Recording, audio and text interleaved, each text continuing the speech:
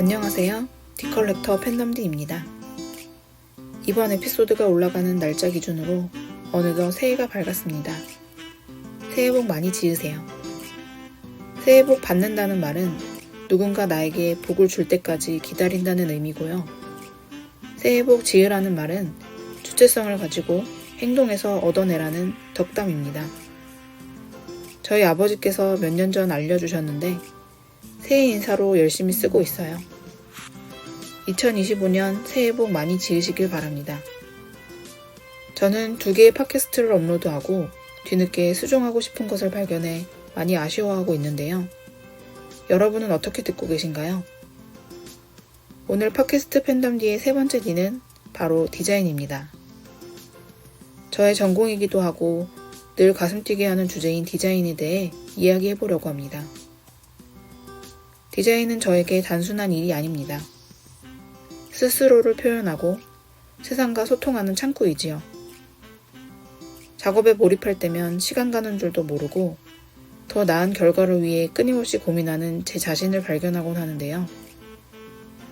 좋아하고 잘하는 일을 계속할 수 있다는 건 정말 큰 행운이라고 생각합니다. 오늘 에피소드에서는 디자인을 통해 얻은 저의 경험과 여러분도 자신만의 열정을 찾고 그것을 이어갈 수 있기를 바라는 마음을 담아 이야기를 나눠보겠습니다. 저는 2007년도에 디자이너라는 직업으로 사회생활을 시작해 19년차가 된 디자이너입니다. 물론 중간에 호주 워킹홀리데이나 육아휴직으로 일을 쉬었던 시간이 있었지만 연예인들도 데뷔 연차를 무명 기간까지 포함해서 따지잖아요. 그래서 저도 과감히 19년차 디자이너라고 말합니다. 저의 첫 회사는 GUI, 그래픽 유저 인터페이스 작업을 주로 하는 작은 디자인 스튜디오였습니다.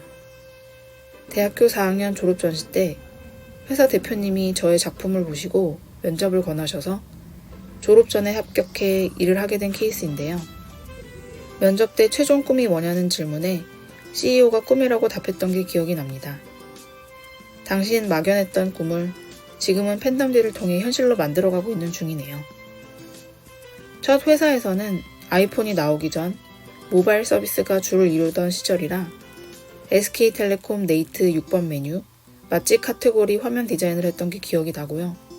전자사전이 있던 때라 샤프에 디자인 제안을 한다던가 린나이 모바일 제어 서비스 화면 디자인을 했던 게 기억에 남습니다. 저는 회사에서 막내였기 때문에 선배 디자이너 언니들과 함께 시안 작업을 하거나 화면 사이즈 베리에이션을 주로 했고요. 회사 규모는 작은데 프로젝트 규모가 컸기 때문에 밤샘 작업을 많이 했었습니다. 하지만 좋아하는 일을 하고 있다는 생각에 힘든 줄 모르고 다녔던 것 같아요. 지난 방송에서 싱가포르 여행 갔던 이야기를 했었는데요. 취미 부자였던 팀장님이 스윙댄스 동호회에서 남편분을 만났고 사촌동생이 이번에 선생님으로 데뷔한다고 해서 저를 동호회에 추천해 주셨습니다. 제가 뭐든 하면 열심히 하는 성격이라 스윙댄스 동호회에 들어가 온 오프라인 가리지 않고 신나게 활동을 했었는데요. 그러다 보니 유일한 취미이자 인생의 전부였던 회사 생활에 흥미가 조금 떨어졌고 현타가 좀 세게 와서 2년을 꽉 채운 시점에 이직해야겠다는 생각이 들더라고요. 대학 때 웹 잡지를 보면서 웹 에이전시 다니는 것을 꿈꿨던 터라 일단 퇴사를 하고 실업급여를 받으며 이직 준비를 했습니다. 그런데 한 달도 안 돼서 바로 취업이 됐고요. 엄청 옛날에 클라우드9이라는 웹 에이전시가 있었는데 그곳 출신인 분들이 나와서 만든 웹 에이전시였어요. 삼성 어플리케이션 개발하는 프로젝트에 TF팀으로 입사해서 가이드 작업을 주로 했는데 역시나 여기도 밤샘 작업을 많이 했습니다. 첫 회사와 다르게 좀 더 큰 규모에서 개발자들과 협업해서 일하는 환경이 재밌었습니다. TF팀이 끝나고 디자인팀으로 내려와 디자인 작업을 하면서는 부족한 것을 많이 느꼈습니다. 나이 어린 상사들의 디자인 실력이 그때의 제가 느끼기에 엄청났고 제 실력을 증명해야 하는 환경에서 제가 할 수 있는 게 많이 없더라고요. 삼성 관련 업무를 많이 했었는데 서브에 서브 작업 정도를 하며 버텼던 것 같습니다. 그러다 웹 운영팀으로 옮기게 되었고요. 거기에서도 부족한 실력에 혼자서 괜히 주눅 들어 있었지만 선배들에게 디자인을 배울 수 있는 기회가 주어져 뒤늦게 많이 배웠던 것 같습니다. 그렇게 또 열심히 버텼는데 승진에 누락되면서 1년만 더 다니고 퇴사해야겠다는 마음을 먹게 됩니다. 디자인이 제 인생의 전부였던 시절이었는데 어디에 고민을 털어놓을 데도 없고 마음만큼 어떻게 실력을 더 올릴지 고민하기보다는 버티는 것에 더 초점을 맞추며 살았던 것 같아요. 그렇게 계획대로 1년을 더 회사를 다니고 돈을 모아 필리핀 어학연수를 떠나게 됩니다. 해외에서 생활하는 게 오랜 꿈이었는데 호주 워킹홀리데이도 언젠가 자세히 이야기하게 될 날이 있을 것 같네요. 귀국 후에는 원래 디자인을 하고 싶지 않았습니다. 그런데 제가 잘할 수 있는 일이 디자인인데 환경이 잘못됐던 건 아닐까 싶어 인하우스 디자이너로 회사를 알아봤고 바로 또 취업을 하게 됩니다. 인하우스 디자인은 기업이 외부의 업무를 맡기지 않고 내부의 인력을 두어 디자인 업무를 주는 형태를 말하는데요. 웹 에이전시에서는 대기업들의 일을 수주받아 품목이 다양한 회사 외부의 일거리로 작업을 했다면 제가 선택한 인하우스 기업은 뷰티를 전문으로 샵, 아카데미, 화장품 등 한 가지 브랜드의 확장이 이루어지는 곳이었습니다. 대학 시절 디지털 미디어를 전공했지만 컴퓨터 디자인 학부에서 파생된 브랜딩 디자인 전공 수업도 같이 들었기 때문에 브랜딩에 관심이 많았었습니다. 뷰티 쪽에서는 꽤 알려진 분의 사업을 도와드릴 수 있다는 생각으로 취업해 어느덧 9년 동안 근무를 했네요. 처음에는 닷컴 홈페이지 구축 작업을 시작으로 운영 디자인까지 연결해서 맡았고요.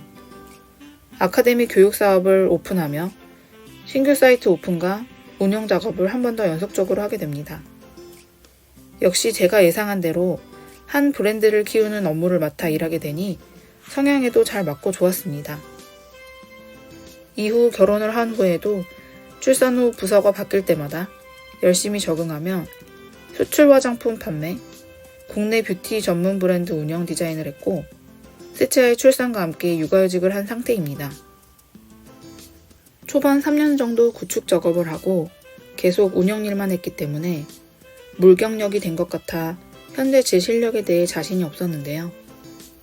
휴직하고 간간히 디자인 작업을 하며 외부 모임을 찾아 새로운 디자이너들을 만나면서 객관적으로 내 실력이 나쁘지 않구나 평가를 받고 자신감을 얻었습니다. 블로그에 지난 경험들을 기록하다 보니 인하우스 뷰티 회사로 이직하고 싶은 후배 디자이너와 연결이 되었는데요. 회사를 다니며 이직 준비를 해야 하는 그녀의 로드맵을 만들어주고 함께 상세 페이지를 만들어보는 경험을 하며 나도 누군가에게 도움이 될 수 있다는 뿌듯함도 느꼈습니다. 두 번째 육아휴직이 끝난 작년 7월 퇴사를 결심했는데 팀장님 재량으로 세 번째 육아휴직을 이어가게 됐어요. 제가 선택했지만 예상치 못한 인생의 흐름에 마음이 많이 힘들었습니다. 그러던 중 다시 초심으로 돌아가 제가 잘할 수 있는 일과 진정으로 원하는 것이 무엇인지 깊이 생각하게 되었고 그 답은 결국 디자인이었습니다. 그렇게 마지막 육아휴직이 끝나기 전 브랜드를 먼저 키워야겠다는 생각에 팬덤디 팟캐스트를 해보기로 결심한 겁니다. 제가 디자인을 시작하게 된 계기는 단순히 예쁜 것을 만들고 싶다는 열망에서 출발했지만 시간이 흐르면서 디자인이 가진 더 깊은 힘을 깨닫게 되었습니다. 특히 청소년기 때부터 현장에서 팬덤으로 활동하며 느꼈던 연결성과 소통은 디자인에서도 핵심이라고 생각해요. 팬덤은 단순히 좋아하는 사람들끼리 모이는 것을 넘어 서로에게 영감을 주고 강력한 에너지를 만들어냅니다. 제가 10대 시절 H.O.T 팬으로 활동하면서 느꼈던 열정과 애정은 단순히 가수에 대한 사랑을 넘어 함께하는 팬들과의 유대감 속에서 더 큰 힘을 만들어냈습니다. 내 가수를 위해 준비했던 응원 프로젝트, 직접 만든 홍보물 등은 하나의 목표를 향해 모두가 협력했던 아름다운 순간들이었죠. 이런 팬덤의 힘은 디자인에서도 그대로 적용된다고 믿습니다. 디자인은 단순히 시각적인 결과물을 만드는 일이 아니라 사람들과 소통하고 공감을 나누는 과정입니다. 사용자가 무엇을 필요로 하는지 이해하고 그들의 마음을 읽어내며 결과물의 일을 반영하는 것이 진정한 디자인의 역할이기 때문이지요. 결국 디자인은 팬덤과 닮았습니다.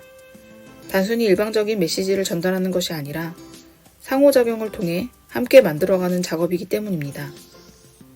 팬덤디는 이러한 소통의 과정을 디자인에 녹여내는 것을 목표로 합니다. 제가 팬덤을 통해 배운 열정과 에너지는 디자인에서도 강력한 무기가 되었고, 이는 앞으로도 변치 않을 것입니다. 여러분도 자신이 좋아하고 열정을 쏟을 수 있는 무언가를 찾아보세요. 그리고 그것을 어떻게 세상과 연결할 수 있을지 고민해보세요. 팬덤의 열정이 하나의 창작물로 이어질 때 느끼는 기쁨처럼 여러분도 자신만의 방식을 통해 세상과 소통할 수 있을 겁니다. 디자인을 통해 팬덤의 힘을 극대화한다는 팬덤디의 철학은 단순한 목표가 아니라 제가 이 일을 계속할 수 있는 이유이기도 합니다. 여러분도 자신만의 열정을 발견하고 그것을 이어가며 세상과 소통해보세요. 그 여정은 정말 멋진 경험이 될 것입니다. 오늘도 팬덤디 팟캐스트와 함께 해주셔서 감사드리며 여러분의 하루가 열정과 행복으로 가득하길 바랍니다. 저에게 궁금한 점이나 나누고 싶은 이야기는 design.fandomd@gmail.com design.fandomd@gmail.com으로 보내주시면 됩니다. 우리는 팬들과 함께할 때 더 빛이 납니다. 오늘도 당신의 열정을 응원하며 이상 당신의 1호 팬 디컬렉터 팬덤디였습니다. 다음 에피소드에서 만나요.